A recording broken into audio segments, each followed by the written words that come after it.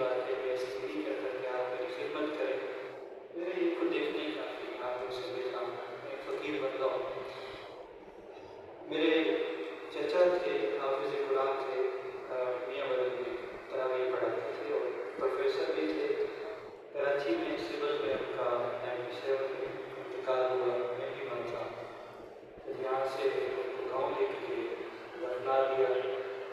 اگلے دن جب عورتیں فیملی کے ساتھ قبر پہ گئے، ان کے والد بھی حافظ تھے، تو گورکن تھا بوڑھا سا، اس نے ان سے پوچھا کہ کن کی قبر پہ آئے ہیں آپ؟ تو ان کا وہ جو پہاڑی پہ رات کل دفنا ہے، انہوں نے پھر بتایا کیونکہ جب بھی کوئی نئی میت پائی جاتی ہے قبرستان میں، تو میں رات بھر درود شریف جو کچھ مجھے آتا ہے میں پڑھ کے ان کو اظہار ثواب کرتا رہتا ہوں کہ پتہ نہیں بیچارے گنہگار ہوں گے، دنیا دار ہوں گے۔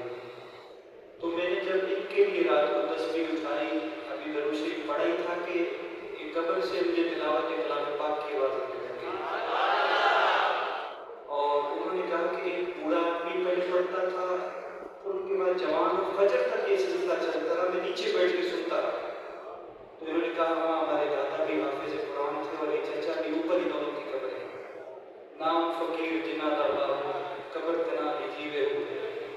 ماں باپ کی صحیح کے سامنے بولو، میں بہت چھوٹا بندہ ہوں، ایک مزدور کا بیٹا ہوں، مرشد ایسے مجھے میرا دل چاہتا ہے کہ مجھے جہاں سے رستہ ملا ہے آپ کو بھی دکھائے۔ ماں باپ کے پاؤں چومنے کے بعد میں اپنی ماں کے پاؤں چومتا ہوں الحمدللہ۔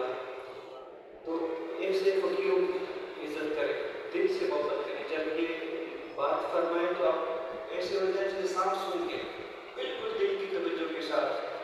تقریریں کرنے والے ہمارے بھائی بہت ہیں، بڑے اچھل اچھل کے تقریریں کر رہے ہوتے ہیں مادت کے ساتھ، مگر جو قیمتی ہیرے آپ کو ملتے ہیں وہ اولیاء اللہ کے ان فقیروں سے ملتے ہیں۔ یہ سوچیں، ہم ادھر تک بیٹھے تو ہم نے ایسے فقیروں کی خدمتیں کی ہیں، پاؤں دبائے، ان کی باتیں سنی، اپنے گھر بار ماں باپ کو بلا کر ان کی باتیں سنی، وہ قیمتی موتی جو انہوں نے اپنے مرشد سے حاصل کیے۔